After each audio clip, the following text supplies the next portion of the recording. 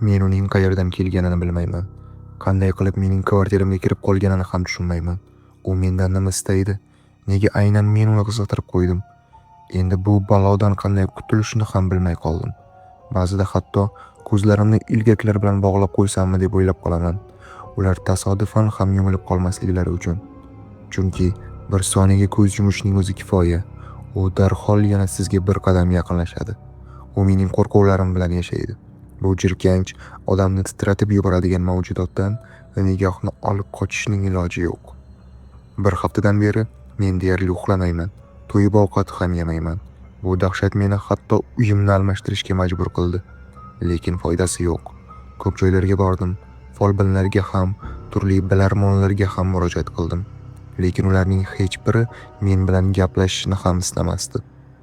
Hayotimda tushuntirib bo'lmaydigan narsalar sodir bo'la boshladi va men haligacha nima qilishni bilmayman. Har tun dahshatli tushlardan uyg'onaman. Eshigimni yopib, chiroqni yoqib uxlayman. Har safar yotishdan oldin eshikni 2 qulf va zanjir bilan berkitib qo'yaman. Yolg'iz yashayman. Asabiy bo'lib qoldim. Deyarli hech kim bilan gaplashmayman. Har oqshom o'zimni yotoqxonaga qamab olaman. Asabimni bosish uchun kamida bir quti dori ichib olaman. Faqat ko'zlarimni yumishdan qo'rqmaslik uchun. Chunki agar hali tashqarida yorug' bo'lgan paytda uxlab qolsam, balki u bilan uchrashishdan qutulib qolarman deb o'ylardim. Hammasi taxminan bir hafta oldin boshlandi. Bu oddiy payshanba oqshomi edi. Ishdan, holdan toyib qaytayotgandim. Oyoqlarim zo'rg'a yurardi. Shag'al ustida shitirlab yurardim. O'sha paytda mening yagona istagim tezroq uyga yetib borish, eshikni ochish, kiyimlarimni yechib, hatto dush ham qabul qilmasdan uxlab qolish edi. Men o'sha paytda hali bu o'sha ishdagi oxirgi kunim ekanligini ham bilmasdim.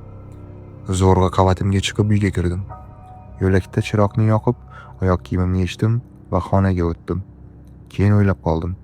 Baribir yuvinib olay, charchog'im ham chiqadi dedim. Shunday qilib dush qabul qildim. Ko'p o'tmay yotoqxonaga kirdim. Ko'zlarimni yumishim bilan ongim xiralasha boshladi va asta-sekin uyquga cho'mdim. Soat 2ga yaqin meni oshxonadan kelgan g'alati bir tovush uyg'otib yubordi. Hatto uxlab yotgan bo'lsam ham uni juda aniq eshitdim. Ko'zlarimni katta-katta ochib, qorong'ulikka tikildim. Faqat eshikning xira soyasini ko'ra oldim xolos.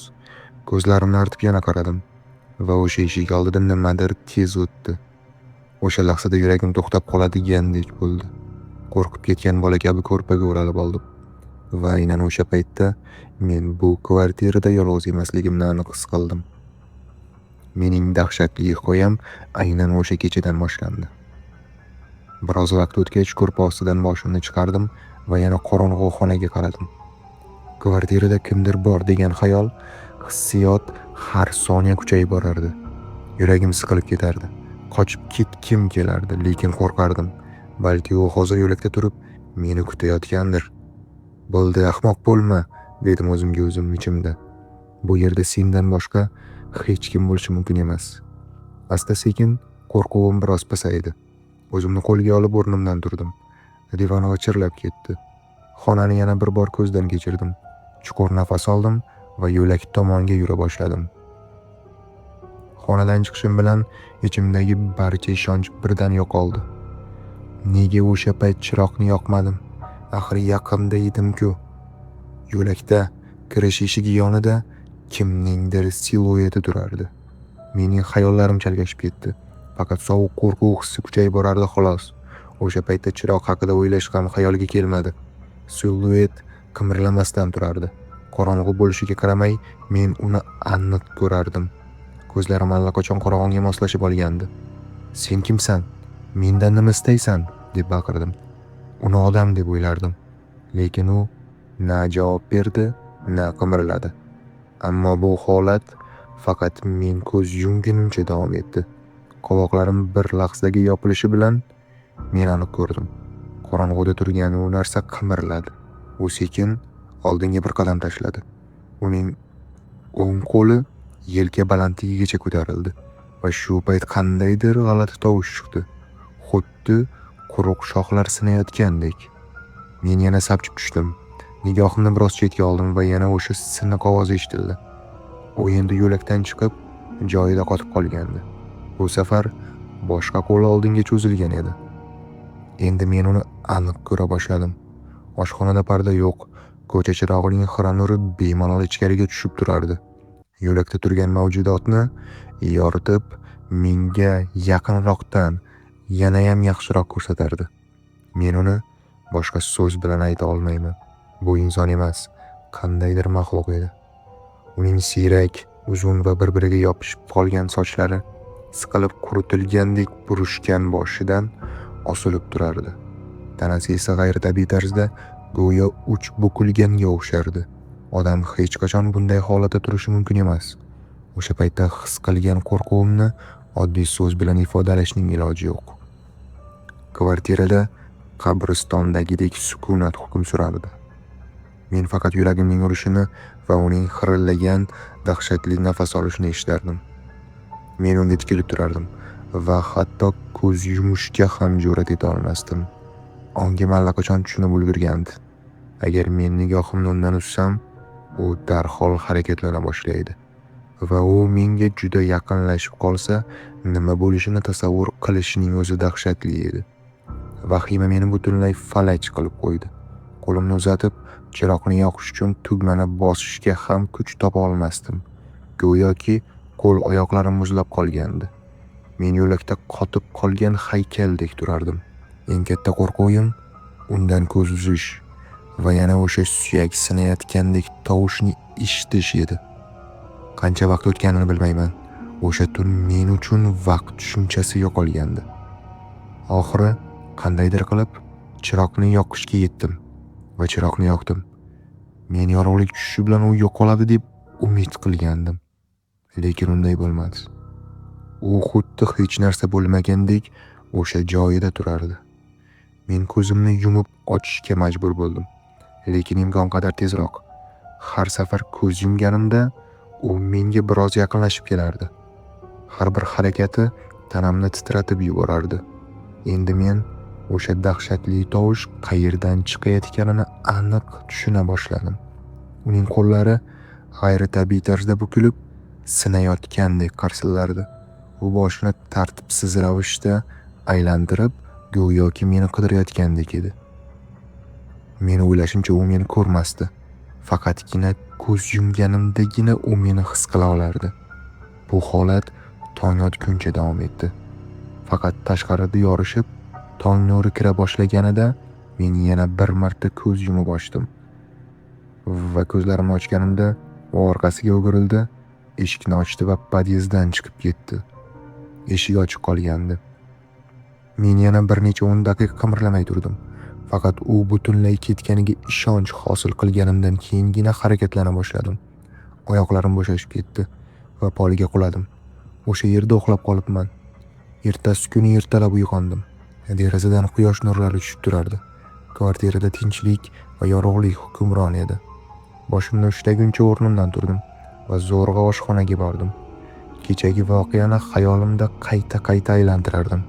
Yo'lakdagi eshik hanuz ochiq turardi. Bu hammasi tush emasligini isboti edi. U haqiqatdan ham shu yerda bo'lgan. Bu fikrning o'zi tanamni titratib yubordi. Sovuq ter bosdi. O'zimga qahva qilib stulga o'tirdim. Ammo o'ylashdan to'xtamasdim. Bu nima edi o'zi? Qanday qilib mening uyimga kirib keldi? Mendan nima istaydi? Bu savollarga javob topa olmasdim. Butun kunimni uyda o'tkazdim. Internetdagi yuzlab forumlarni titkiladim, lekin faqat uydirma va qo'rqinchli hikoyalar va bema'ni gaplardan boshqa hech narsa topa olmadim. Kasalman deb bahona qilib ishga ham bormadim. Kun bo'yi qaltirab yurdim. Isitmam ko'tarildi. Kechqurun esa issiq adyolga o'ralib, qo'limda choy bilan o'tirardim. Eshikning barcha qulflarini yopdim. Hatto koridordagi tumbuchkani ham eshikka suyab qo'ydim. Lekin bu ham yordam bermadi. Yotishga tayyorlanayotganimda birdan eshik tutqichini kimdir qattiq tortayotganini eshitdim. Bu o'sha maxluq edi. Men u yana qaytib kelganini darhol tushundim. Birdan eshik ochildi. Podyezddan sovuq havo kirib keldi va u bilan birga o'sha mavjudot ham. Yo'lakdan Yana o'sha tanish, sinish ovozi eshitildi. Yuragim ko'ksimda bolg'adek urardi. Men uning yaqinlashayotganini his qilardim va agar men unga qaramasam, u juda tez yonimga yetib kelishi mumkinligini tushundim. Agar u yonimga yetib kelsa, keyin nima bo'lishini faqat Xudo bilardi. Siluet yana eshik og'zida paydo bo'ldi va yana joyida qotib qoldi. Men esa karavotda o'tirib, unga tikilib turardim. Xudo haqqi, u naqadar qo'rqinchli edi. Uning harakatlari, chiqargan tovushlari, bularning bari meni asta-sekin aqldan ozdirayotgandi. O'sha kechasi u menga juda ham yaqin keldi. Avval aytgandim, isitmam ko'tarilganini va organizmim aynan eng kerak paytda menga pand berdi. Men aksirib yubordim. Aksirganda esa ko'z yummaslikning iloji yo'q. U xonaning yarmigacha yetib kelishiga bir necha marta aksirishimning o'zi yetdi. Endi u allaqachon karavatim chetida yaqin turardi. Shunda vaziyat jiddiylashganini his qildim. U menga yaqinlashib kelganida hatto aniqrog'i uning sochlari yuzimga tegayotganini sezdim. Men qimirlay olmasdim. Nima bo'layotganini tushunmasdim. Bu butun tanamni qamrab olgan qo'rquv edimi yoki yonimda turgan o'sha maxluqning o'zi meni shunday holatga solarmidi? Uning tubsiz qora ko'zlari go'yo to'g'ridan to'g'ri ruhimga qarayotgandek edi. Men esa oxirgi kuchim bilan unga tikilib turardim.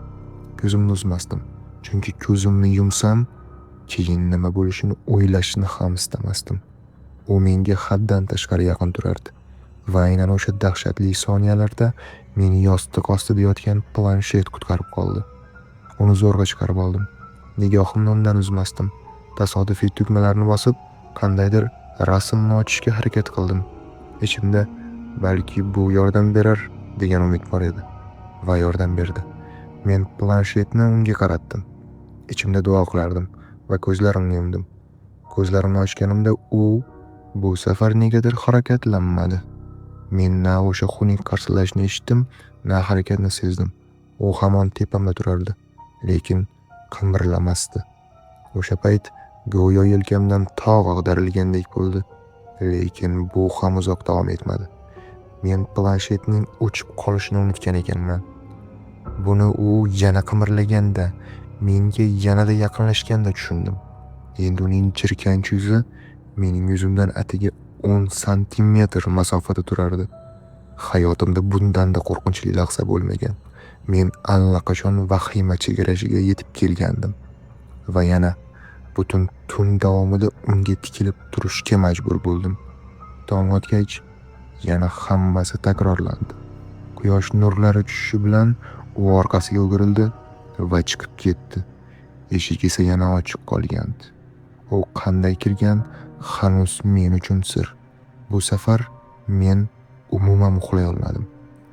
Ertasi kuni butun vaqtimni paranormal hodisalarni tushunadigan odamlarni izlashga sarfladim. Menga qandaydir yordam bera oladigan kimnidir. Bir nechta firibgarlarning oldiga bordim va tasodifan shahrimizdan 70 kilometr uzoqlikdagi kichkina, qarovsiz qishloqda yashovchi bir kampirning oldiga borib qoldim. Uning uyi oldingilarnikidan tubdan farq qilardi. Qiyshaygan eski uy, begona o'tlar bosgan kichkina hovli, g'achirlaydigan eshik, ichkarida esa devorlar turli ramzlar bilan to'la edi. Tokchada turli o'simliklar va damlamalar solingan bankalar turardi. Bizning suhbatimiz juda qisqa bo'ldi. Men og'zimni ochishga ham ulgurmadim. U o'zi hammasini aytib berdi. Men faqat 2 dahshatli kechani boshdan kechirganimni aytdim. U esa menga faqat bitta maslahat berdi. Quyosh botishidan oldin uxlab qolishga harakat qil. Agar u seni tunda ko'rsa, sening uyg'oq ekanligingni bilsa, qo'rquving bilan oziqlana boshlaydi. Agar u kelganda sen uxlayotgan bo'lsang, u go'yo bo'sh kvartiraga kirgandek bo'ladi va ortga qaytib ketadi. Kampir meni gaplariga ishontirdi, kichkina tumor berdi va duo qildi. Men avtobusni kutib ancha yaxshi kayfiyatda uyga qaytdim. Baribir bugun uxlamaganman. Quyosh botishidan oldin uxlab qolaman deb o'ylardim va shunday bo'ldi. Uyga kirishim bilan kiyimlarimni alishtirdim va darhol karavotga yotdim. Kampirning gaplari to'g'ri bo'lib chiqdi. O'sha kecha men o'likday uxladim, lekin hech narsani sezmadim, eshitmadim. Faqat ertalab uyg'onib, yana ochiq qolgan eshikni va yo'lakdagi tartibsizlikni ko'rdim. Bu 3-kecha edi. Keyingi kechalarda esa hammasi o'zgardi. U endi boshqa usulni tanladi. Kelib, meni uyg'ota boshladi. Buyumlarni uloqtirar, shovqin solardi. Eshiklarni qarsillatib yopardi. Planshet ham endi yordam bermasdi. Doim yonib turgan chiroq ham foyda bermadi. Baribir unga qarashga majbur edim. Men yana o'sha kampirning oldiga bordim. Lekin bu safar u faqat bitta narsani takrorladi. Duo qil. Tumorni qo'lingdan qo'yma. Lekin bu ham yordam bermadi. Hech narsa yordam bermayotgandi. Men hatto chuqur uxlab qolish uchun ko'plab uyqu dorilarini ichib ko'rdim. Foydasi bo'lmadi.